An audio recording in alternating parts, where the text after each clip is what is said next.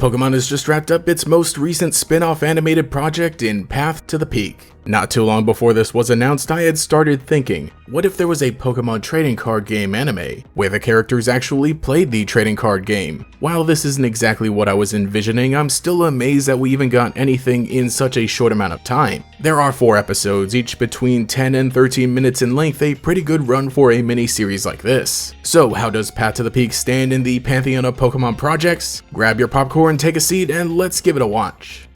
So episode 1 follows our protagonist, Ava, as she moves to a new town with her parents. Obviously not too happy about leaving her old friends and home behind, she stumbles across a box of old cards that pretty clearly belonged to her mom before getting a little encouragement from her dad to take an opportunity to make a new start, now ready for her first day at school. I like that the box of cards is just a shoebox with a bunch of stickers on it. Also, there's Totodile right there. Because like if you're a kid just getting a bunch of cards here and there, you really don't have a bunch of storage. It's totally accurate. Also, I get that the mom is busy with whatever work she's doing, but the dad is the MVP so far. The next day at school, Ava tries and fails basically every club before coming to the Pokemon card game club. I love this little moment where she sees everyone actually playing all together and it all clicks, so she runs home to grab the box that she found the previous night. There's just something so genuine and exciting about it. Anyway, she quickly learns the rules while playing against the club leader, Joshua, who beats her pretty badly. Look, it's hard trying to play fairly against a newbie below your skill level. Dude should have at least tried to make sure the decks were similar strength though. That night, Ava and her father get some practice in with her learning to imagine the battles taking place in her mind. Though I like how even though the dad swears by this, he also says that only sometimes he would win. Ava returns to the club with her imagination behind her and we get to see some of the battle actually play out with Scyther and Oddish taken to the field. Whenever a hit is about to land, we cut away from the battle to show damage counters being placed on the card in real life. On one hand, this is a good way to show the visualization before getting the actual gameplay in order to understand what's going on. But the way that things are paced, it still kind of feels hard to keep track of the battle. It's kind of like we're meant to pay more attention to the animated battle than the actual card game taking place on the table. These imagination sequences are really nice, and you know what? Good for Oddish getting the spotlight for a bit. All this make-believe actually works, and Ava wins the battle with an Oddish defeating Joshua and eventually the entire club through a montage. At which point they give her a coin as a sign of her official acceptance. And the episode ends with the introduction of an antagonist, Celestine, a goth kid who's apparently the best player in the school. For her first episode, just barely 10 minutes long before the credits, I think it was able to actually set up a lot while keeping things going pretty comfortably. We've already got characters and story established. Ava's journey is to make friends while playing Pokemon with the help of her family and the heart of the cards. A great starting point to the miniseries. I do have some grievances, complaints, things that I would have done differently, whatever you want to call them, but those are feelings I have about the series as a whole, so I'll wait until the end to bring all of that up. Right now, let's move on to episode 2.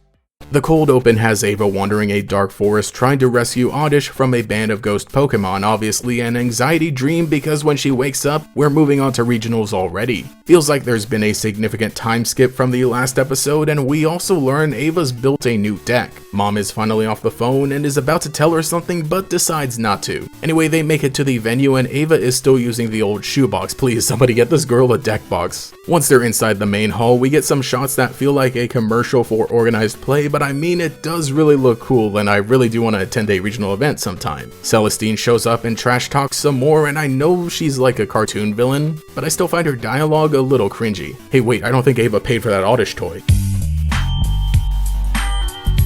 Round 1 begins and we have our first match play out in a montage. Ava's opponent Tonio is not okay. Actually, I did throw up. But Dad continues to be the best character and is living it up, finally surrounded by Pokemon. Anyway, we get another montage to move throughout the entire day of competition where the finals will be on the main stage between Ava and Celestine. While we do get the dramatic build-up of each player winning one game and the overall match before the final battle, most of it plays out in the imagination sequences, which at least look pretty cool being in this dark forest. I can't really complain too much about this because we have Tropius, the boy is getting some recognition. So yeah, down to the final turn, it looks as if Ava is about to lose if she can't do anything. While Celestine continues talking down to her, saying that Ava's friends are her weakness, she sees how much they've been supporting her and realizes that they're actually her strength. On this final turn of episode 2, we now get characters actually explaining what their cards do. At least just Spoink's ability being able to draw a card and then Vileplume's attack effect once it evolves from Gloom. I do like that she's made some upgrades and is able to have an actual strong Pokemon while still carrying the spirit of Oddish. It all comes down to a coin flip which Ava calls correctly, and so she wins the regionals. And Celestine congratulates her on the win and they become friends now. That is sportsmanship. A great second episode, again taking into consideration the limited time that it had, but somehow it really is able to condense the story pretty well, while having the necessary arcs however basic they are. Don't hold your breath because now we come to episode 3.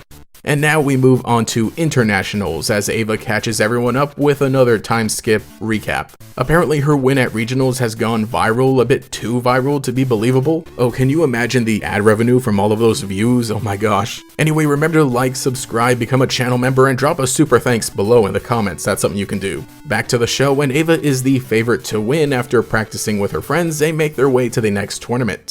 So you want to be a master of Pokemon, understand the secrets and have some fun. So you want to be a master of Pokemon, do you have the skills to be number one? You live in a Pokemon world. Pokemon, I want to be the greatest master of them all.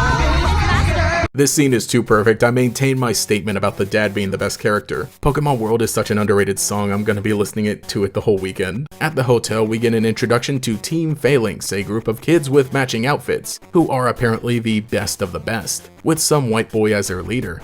Ava is able to qualify for Top Cut, but unfortunately Joshua and Celestine aren't so lucky, being beaten out by Team Phalanx in the first rounds. To take some stress off of practicing the whole evening, they go outside and touch some grass, but unfortunately, Ava brought her shoebox outside and all her cards blow away in the wind except for Oddish. See, I told you she needed a real deck box. This is a pretty devastating moment. Having followed creators and friends in the Yu-Gi-Oh! And Pokemon trading card games, I've heard my fair share of horror stories when it comes to losing cards or even an entire deck. But I love that the next day she and her friends attempt to trade everyone they possibly can to rebuild the deck exactly as it was registered. If by chance you're wondering if this is illegal, it totally is. As long as you're playing the same deck that you registered with, you're all good. Honestly, I'm kind of a fan of hectic moments like this in media, and I like how they play it up with an excitement of piecing a deck back together by frantically trading for 59 cards. So Ava blazes through all her opponents until the final match, which is against the leader of Team Phalanx. Pretty interesting that we see him just concede the first game, likely due to not drawing a winnable hand, which is a totally valid strategy. Why play out a game you'll lose and give your opponent a chance to learn what you're playing? Though he wins the second game as well as a final game, obliterating Ava's hand with an Iono play out. Absolutely tragic, that card's crazy. And then his Lucario defeats all of her Pokemon.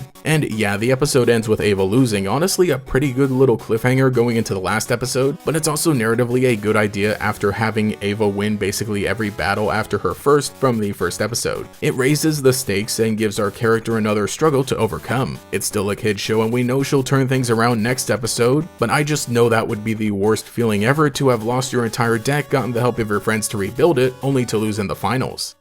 Episode 4, the finale, begins with Ava completely depressed, not talking to any of her friends, and planning on throwing out all of her Pokemon belongings. A bit of an overreaction, but at least the show and the characters call her out for this. Her Pixar mom sits beside her and reveals that she used to be a competitive Pokemon player, and after making it to a big tournament, loses in the finals and decided to quit, a similar situation to Ava. But mom says that watching her play gave her hope and reminded her what the game was all about, having fun with your friends. That's exactly what Ava needs to make up with Joshua and Celestine, admitting that she got too caught up in winning and felt like she had let them down after they helped her so much. Sort of some basic stuff, but when it comes to entertainment for kids, extremes like this are needed to communicate the message of playing for fun rather than strictly for winning. So the group heads off to the World Championships. Ava was acting like everything was over, but having won so many games, even making second place at internationals is enough to have her World's invite. Predictably, the final game comes down to Ava versus Edgar. That was the white boy's name, by the way. He surrenders the first game similar to their last match, only to swing back and win the second game with a field full of Phalanx.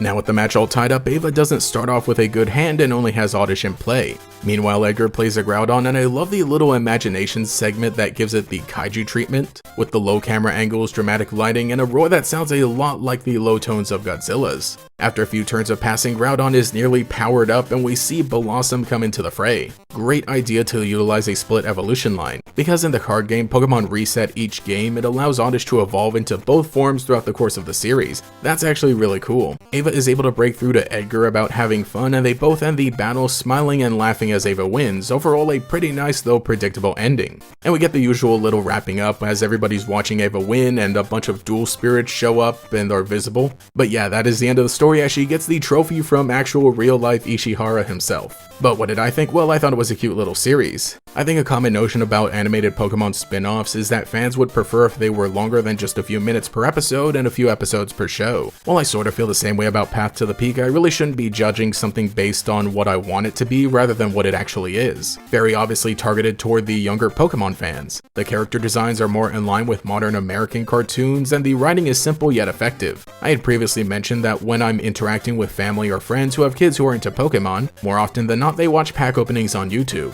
So I feel that Path to the Peak is geared toward those kinds of kids, meant to convert them from collectors and viewers into people who actually play the trading card game. And because of this, the series just kind of shows the basics of the game and puts the emphasis on the fact that it's a social activity where you can make new friends and use your imagination to become a Pokemon trainer. The basic rules are sort of explained in episode 1 and it's easy enough to follow what's going on, but the details of each turn aren't really brought up. So due to the time constraints of telling a story in less than an hour, and the presentation being a kid's YouTube show, we kind of lose what would make a typical card game anime a bit more interesting than just the surface level. Like, I was getting kind of lost when it came to following the actual game, so I decided to just not think about the details and let the story do the talking, but I still think the show's a fun time and serves as a good entry point. I would say that this is 100% meant for kids more than usual Pokemon media, but teens and adults can still enjoy it. I mean, I'm literally the dad. Me and the baddie I pulled by being a Pokemon fan. So let me know what you think about Pokemon Path to the Peak in the comments below. Anyway, I've got to get back to training to be a master of Pokemon.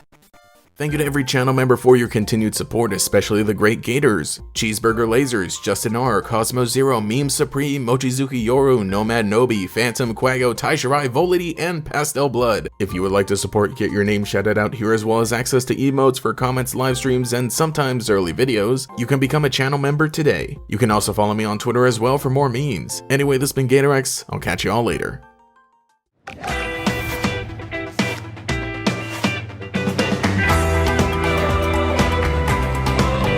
Start your adventure together in the Pokemon trading card game Scarlet and Violet. Coming soon. Products sold separately, cards vary by pack.